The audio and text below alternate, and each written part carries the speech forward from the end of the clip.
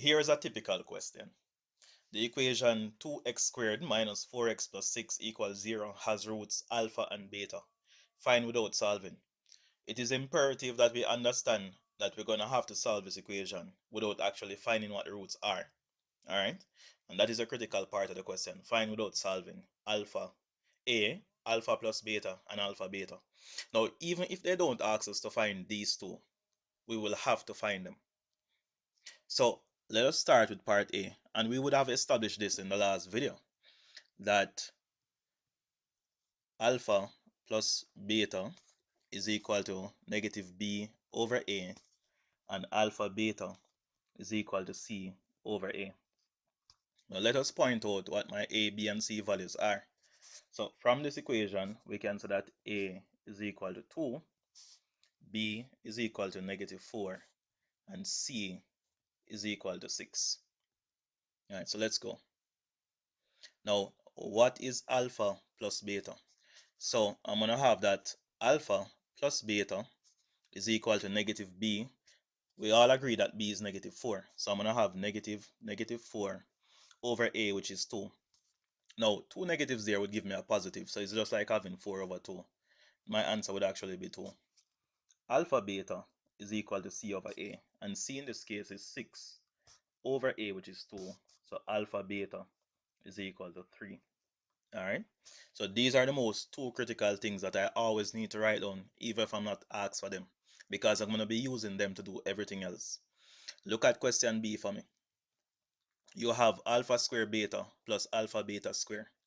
Now, so I have alpha square beta plus alpha beta square. The idea behind this is that we have to manipulate it so that it looks like the original two.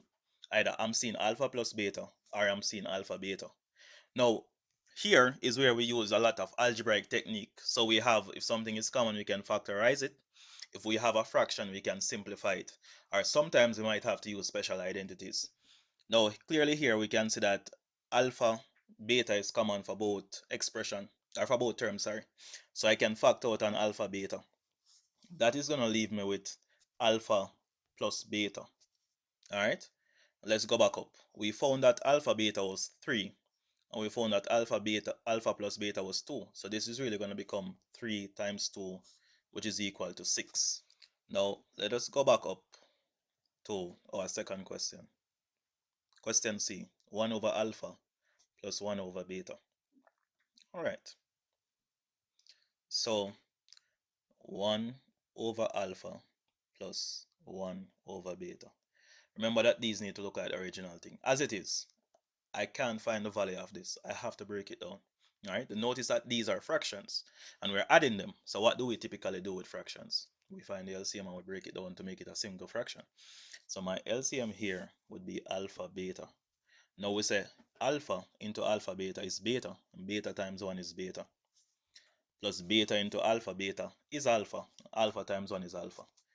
Because addition is commutative, I could write this as alpha plus beta over alpha beta. Or I could just substitute it as it is. Now let us go back up and find out what alpha plus beta was. Alpha plus beta was equal to 2 and alpha beta was equal to 3. So when I come down here, I'm going to get 2 over 3. Question D was alpha cube beta cube. Now, in order to accurately do these questions, there are certain things that we have to know. And one in particular is the Lorentz indices. Because by Lorentz indices, I can actually write this thing as alpha beta all cubed. All right, so I have my alpha beta there. Now, what was alpha beta again? Alpha beta, as we have it, was 3. So I'm actually going to have 3 cube here, which breaks down to give me 27. Now the final one was alpha square plus beta square. Now, what I've found out is that persons normally tend to confuse this with alpha beta all squared. So here is what I'm going to show you what you can definitely not do. You cannot take this and say that this is equal to alpha plus beta all squared. This is completely wrong. All right, because if I were to expand alpha plus beta squared, then you'll see that it's a completely different thing. Now, while this is not true, if alpha plus beta all squared is what came to your mind, that is actually good because that is what I'm going to have to use to find the value of alpha square plus beta square. So let's go right ahead. All right, now alpha plus beta all squared. All right, and then we have a shortcut for doing this, which I'm going to put on the right over here in red. Generally, when we have x, well, let me say x plus y all squared, this is what we call a perfect square. And expanding this is always done the same way. All right, so we square the first term, which is x squared. We multiply the first term by the second term by 2, so you have 2xy. And then you square the last term, which is y squared. Now, if you can remember that, ultimately, it prevents you from going the long way every time to expand this. So let us apply that to alpha plus beta all squared over here. I'm going to end up with alpha square plus 2 alpha beta plus beta square. Now, remember you had set out to find alpha square plus beta square, and I'm seeing that on the right-hand side here. However, I have a problem with the 2 alpha beta there, but that's not a problem because I can always take it to the other side. So I'm going to have alpha plus beta all squared minus 2 alpha beta is equal to alpha square plus beta square. Or I can just simply say that alpha square plus beta squared is equal to alpha plus beta all squared minus 2 alpha beta. Now, when dealing with the symmetry roots, this is a special identity that you should remember to prevent you from always trying to derive it all the times. Now, bear in mind that alpha plus beta was 2 and alpha beta was 3. So I'm going to have alpha square plus beta square, so this implies, is equal to 2 squared minus 2 times 3. All right, and when you work this down, you're going to end up with a negative 2. Now, here's the next type of question that I can ask you. The equation 3x squared plus 5x minus 7 equals 0 has roots alpha and beta. Find the equation with roots 1 over alpha square and 1 over beta square.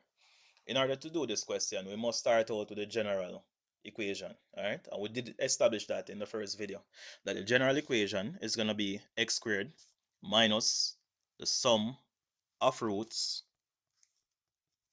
times x plus product of roots equals 0. Good. Now my roots here are 1 over alpha square and 1 over beta square. So it's going to become x squared minus open bracket 1 over alpha squared plus 1 over beta squared times x plus 1 over alpha squared times 1 over beta squared equal 0. So it means that I can take these out individually and find them. But always remember the most important thing, that I need to write down what the sum of the roots is, alpha plus beta. That is for the original equation. And the product for the original equation, which is alpha beta. Now, alpha plus beta, as we know it, is equal to negative b over a, and alpha beta is equal to c over a. Let us go back up to the original equation. That was 3x squared plus 5x minus 7. So a is 3, b is 5, and c is negative 7. All right, let me just put that here. A is 3, b is 5, and c is equal to negative 7. So here, alpha plus beta would be equal to negative 5 over 3. Alpha beta would be equal to c, which is negative 7 over 3. So we have those two so far. Now I need to find 1 over alpha square plus 1 over beta square. So let me just take this down here. So we have 1 over alpha square plus 1 over beta square. This system is a fraction, right? So we can go right ahead and find the LCM here. Now the denominators are alpha square and beta square. So my LCM would be alpha square beta square. Now alpha square into alpha square beta square will just give me beta square plus, and of course we get beta square because the numerator is 1. Now beta square into alpha square beta square is alpha square, and alpha square times 1 is alpha square. All right, once again we say addition is commutative, so I can simply write this as alpha square plus beta square over alpha square beta squared. We had derived an identity for this. All right, we had said that alpha square plus beta square was really equal to alpha plus beta all squared minus 2 alpha beta. So all of this will go over my denominator, which I can also manipulate using laws and indices. This becomes alpha beta all squared. Now I know these components. I know what alpha plus beta is, and I know what alpha beta is. So let me go back up. Alpha plus beta is negative 5 over 3, and alpha beta is negative 7 over 3. So I'm going to have negative 5 over 3 all squared minus 2 times negative 7 over 3. And all of this goes over negative 7 over 3 all squared. Now we can either manually break this down or use our calculators. If we put this inside of our calculator, the answer should turn out to be 67 over 49. So now we know that 1 over alpha square plus 1 over beta square is equal to 67 over 49. Alright, so we finished with the sum of the roots. Let's go back up to the equation. We also need to find the product of the roots. So we're going to have 1 over alpha square times 1 over beta square. Ultimately, this breaks down to 1 over alpha square beta square, which we can just write as 1 by laws and indices 1 over alpha beta all squared. Now alpha beta was negative 7 over 3, so we're going to have 1 over negative 7 over 3 all squared. This would give me 9 over 49. So we are finished. So bear in mind that we had, let's go back up here, so that it's x squared minus the sum of the roots plus the product of the roots. Alright, we have the sum of the roots to be 67 over 49. Now we have the product to be 9 over 49. So we can now populate the formula. Alright, so it's going to become x squared minus 67 over 49 x plus 9 over 49 is equal to 0. But we're not going to leave the equation like this. We're going to tidy it up. So once again, we can multiply this entire system by 49. Now when I do that, it's going to break down the equation to 49 x squared minus 67 x plus 9 is equal to 0. And that is my equation.